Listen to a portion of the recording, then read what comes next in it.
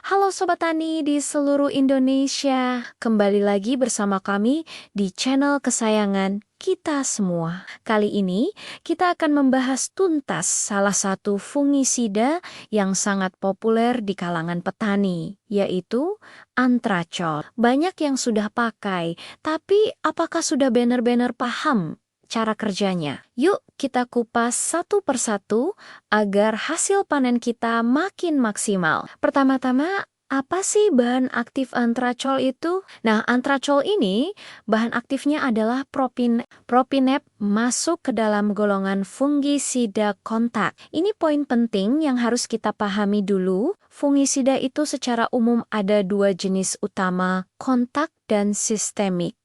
Apa bedanya? Fungisida kontak, seperti antracol ini, bekerja dengan cara melapisi permukaan tanaman. Jadi, saat spora jamur penyebab penyakit jatuh ke daun, batang, atau buah yang sudah disemprot, spora itu akan langsung mati sebelum sempat menginfeksi. Ibaratnya, kita memasang perisai pelindung di seluruh bagian luar tanaman kita.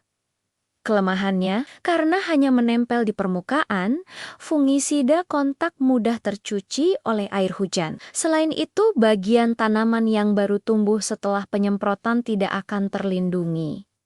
Nah, beda lagi dengan fungisida sistemik. Fungisida sistemik akan diserap oleh tanaman dan diedarkan ke seluruh jaringan, dari akar, batang, sampai ke pucuk daun baru. Jadi, dia melindungi dari dalam dan tidak mudah tercuci hujan. Fungisida sistemik ini bisa bersifat kuratif atau menyembuhkan, karena bisa membasmi jamur yang sudah terlanjur masuk ke dalam jaringan tanaman. Jadi, sekarang kita tahu, antracol dengan bahan aktif propinep ini adalah fungisida kontak yang fungsinya lebih ke arah pencegahan atau protektif. Dia membentuk lapisan pelindung di permukaan tanaman untuk mencegah spora jamur masuk. Lalu, bagaimana cara kerja propinep ini secara spesifik? Saat propinep kontak dengan spora jamur, ia akan mengganggu proses respirasi atau pernapasan sel jamur tersebut. Lebih teknis lagi, propinep akan menghambat kerja beberapa enzim penting dalam siklus energi sel jamur. Akibatnya, sel jamur tidak bisa menghasilkan energi dan akhirnya mati. Karena cara kerjanya menyerang banyak titik atau multisite, jamur jadi lebih sulit untuk mengembangkan resistensi atau kekebalan terhadap propinep. Ini salah satu keunggulan antracol. Selain itu, antracol juga mengandung unsur mikrozinc atau seng dalam bentuk yang siap diserap tanaman. Saat kita menyemprotkan antracol, tanaman tidak hanya terlindungi dari jamur, tapi juga mendapat tambahan nutrisi zinc.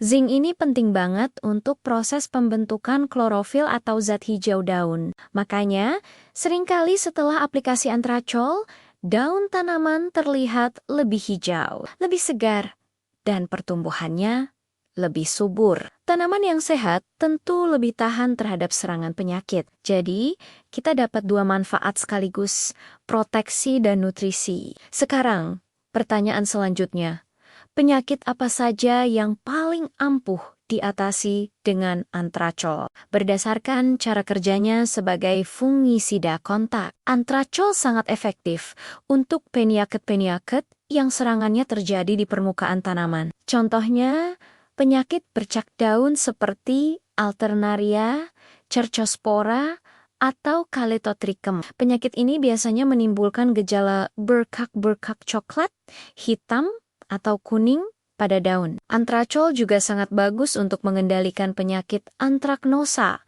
atau patek pada cabai dan buah-buahan lainnya. Selain itu, penyakit busuk daun pada kentang dan tomat yang disebabkan oleh Phytophthora infestans juga bisa dikendalikan, terutama pada tahap pencegahan awal. Karat daun pada tanaman jagung, kedelai, atau kopi juga menjadi sasaran empuk bagi antracol. Untuk penyakit yang sporanya menyebar lewat angin atau percikan air dan menempel di permukaan tanaman, antracol adalah pilihan yang tepat untuk pencegahan. Namun, Ada satu hal yang sering jadi salah kaprah. Banyak yang bertanya, apakah antracol bisa untuk penyakit bela pada padi? Jawabannya kurang efektif. Kenapa penyakit bela atau potong leher yang disebabkan oleh jamur Pyricularia oryzae itu sifat infeksinya sudah masuk ke dalam jaringan tanaman. Jamurnya menyerang dari dalam. Seperti yang kita bahas tadi, antracol adalah fungisida kontak. Dia hanya bekerja di permukaan. Jadi, dia tidak bisa menjangkau jamur bela yang sudah ada di dalam jaringan leher malai atau daun padi. Untuk penyakit bela, kita butuh fungisida yang bersifat sistemik, yang bisa diserap tanaman dan membasmi jamur dari dalam. Jadi, jangan salah pilih senjata ya, Sobat Tani. Menggunakan antracol untuk bela itu ibaratnya kita menggaruk di luar kulit. Padahal gatalnya ada di dalam. Terakhir, mari kita bahas tips penting penggunaan antracol agar hasilnya maksimal. Ingat, ini bukan promosi, tapi murni edukasi agar kita semua lebih bijak dalam menggunakan pestisida. Pertama, perhatikan cuaca. Waktu terbaik untuk menyemprot antracol adalah pada pagi hari saat cuaca cerah dan tidak berangin. Kenapa? Pagi hari biasanya stomata atau mulut daun sedang terbuka, sehingga penyerapan unsur zingnia bisa lebih optimal. Cuaca cerah memastikan larutan semprot bisa kering dan menempel sempurna di permukaan tanaman sebelum hujan turun. Kalau kita semprot, lalu sejam kemudian hujan deras, ya sia-sia. Fungisidanya akan langsung tercuci. Kedua, interval penyemprotan. Karena sifatnya kontak dan untuk pencegahan, penyemprotan perlu dilakukan secara rutin. Interval yang umum adalah sekitar 7-10 hari sekali, tergantung pada tingkat tekanan penyakit dan kondisi cuaca. Kalau musim hujan, di mana kelembapan tinggi dan jamur cepat menyebar, intervalnya bisa kita perpendek menjadi 5-7 hari sekali. Kuncinya adalah konsisten melindungi tanaman sebelum penyakit datang. Ketiga, pencegahan lebih baik daripada mengobati. Gunakan antracol sejak dini, jangan tunggu sampai tanaman sudah terserang parah. Mulailah penyemprotan pada fase vegetatif awal untuk melindungi daun-daun muda.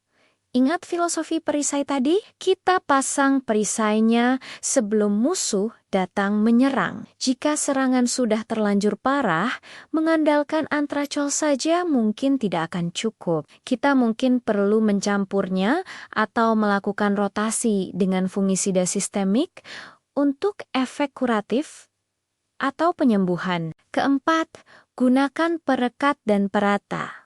Terutama di musim hujan, penambahan bahan perekat akan membantu larutan antracol menempel lebih kuat dan lebih lama di permukaan daun, sehingga tidak mudah tercuci oleh air hujan atau embun. Jadi, kesimpulannya, antracol dengan bahan aktif propinep adalah fungisida kontak protektif yang hebat untuk mencegah berbagai penyakit bercak daun dan antraknosa. Keunggulannya ada pada cara kerja multi-site dan kandungan zinknya. Namun, kurang efektif untuk penyakit sistemik seperti bela pada padi. Gunakan dengan bijak, perhatikan cuaca, lakukan penyemprotan rutin untuk pencegahan, dan jangan ragu untuk melakukan rotasi dengan jenis fungisida lain untuk mencegah resistensi. Semoga penjelasan panjang lebar ini bisa bermanfaat dan menambah wawasan kita semua. Bertani itu harus cerdas,